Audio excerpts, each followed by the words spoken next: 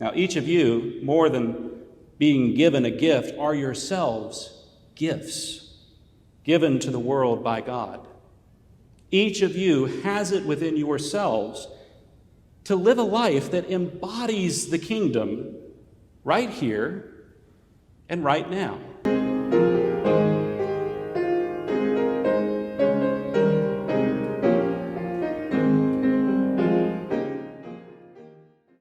Cheerful readings this morning.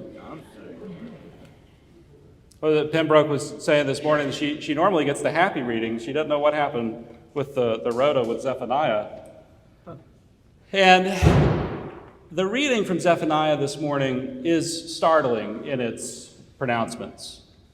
And in particular, the prophet warns that on the day of the Lord, God will search out those who complacently sit on their dregs, who say in their heart, "The Lord does neither good nor evil." Now, this is an interesting image. So if you have a cask of wine, because I know you all are sober in the day, if you have a cask of wine that sits still for too long, its sediment, or dregs, will begin to settle in the bottom of the bottle. Now, this is a quality of well-aged wines, and for a bottle of wine to sit so long implies a degree of wealth or affluence, because there's no rush. There's no urgency, no need for the wine. There's only the desire for a well-aged wine. And even decanting such a wine can take days if the bottle was laying on its side. And those who sit complacently on their dregs are not just the wealthy who have these well-aged wines. The prophet is metaphorically describing those who are content with doing nothing. The lukewarm, the lazy, those who see the suffering of others, have the means to alleviate the suffering, but instead do nothing. Those whom the status quo serves, whether in increasing their wealth or ease of life, while others pay the cost. Now, the punishment pronounced on them is severe. Their wealth becomes plunder, their houses are demolished, and they will not drink of their vineyards. In short, all of the energy that you've expended, all of the time you've wasted, all of the money you've hoarded to store up for yourself this well-aged wine will be for naught, because you won't even get to taste it. And ultimately, the question we'll need to answer is, was it worth it? Now, the seeds of our destruction are sown in our deeds themselves. It's like the trope of the father who works so much to provide for their family, but never gets to spend time with the family. Or like someone who obsesses over saving enough money for retirement only to die before they get to retire. Or like a slave who buries his talents for fear of losing any, only to be met with anger that he did not use the money at all. In today's parable, we hear about the talents being a sum of money. A master comes to 3 of his slaves and gives them each a number of talents. The first gets 5, the second gets 2, and the third one gets 1. It's important to note the action that has occurred here. The master has given the slaves these talents. They did not earn them.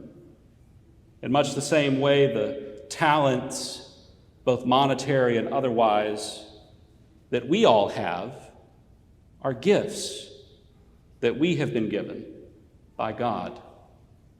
Now, when the slaves receive their gifts, they don't protest that one received more, but 2 of them take their talents and they double it and gain more for their master. The third slave, by virtue of his fear, becomes the main character of the parable. He fears, because he was given so little, that he will lose what little he has and anger the master. But by allowing his fear to rule his actions, he takes his gift and he hides it from the world. So at the end of his time, he brings to the master exactly what he was given. At the end of each of our lives, we will bring before God and lay upon the altar the whole of ourselves. And what will you have to show him? What will you bring to God that will engender in him the response, "Well done, good and faithful servant"? Will you use your gift, the gift of your life, or will you hide your light under a bushel? Now, this is not why we are given the gifts that we have. As the old saying goes, a ship in the harbor is safe, but that is not what ships are made for. A bottle of wine left untouched will taste better, but that assumes you'll be around to taste it. And angling to avoid his master's anger, that is exactly what the slave invited. If we out of fear hide our talents, our gifts, we should expect to meet God's judgment for these things. But this isn't just about individuals, it's about all of us together. How are we using our collective resources to fulfill our mission, to restore all people to unity with God and each other through Christ? Look at the wider Episcopal Church, for instance. Now, it's no secret that we're in the midst of a pretty great decline in participation across the Christian world, and especially in the Episcopal Church. But if you add up all the money that the Episcopal Church has budgeted in this triennium for evangelism, it's less than 1% of the budget.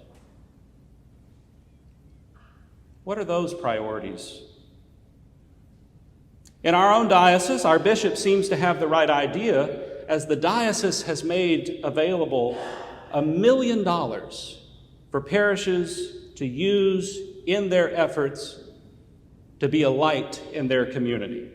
We've even been able to use some of this at Hope House to expand our housing program. Look at us here at Holy Cross. What do we value as a congregation? Does how we use our resources reflect that? Now, each of you, more than being given a gift, are yourselves gifts given to the world by God. Each of you has it within yourselves to live a life that embodies the kingdom right here and right now. Now, we will not meet God's wrath simply because we're afraid of God.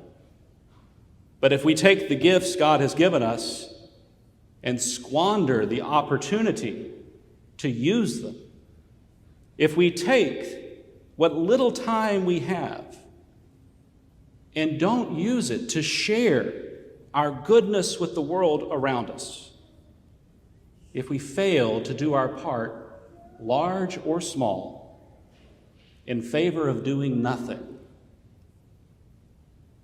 well, we can expect to see in the eyes of God every missed opportunity.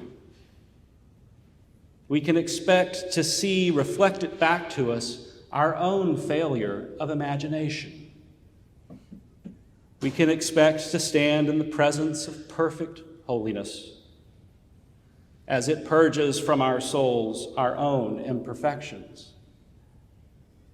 We call this the wrath of God, but any other day we call it grace or love, because God will not abandon us to our own pettiness, our own short-sightedness, but longs to make us who he created us to be in the first place. And so now, what are you going to do? Because doing nothing is not an option.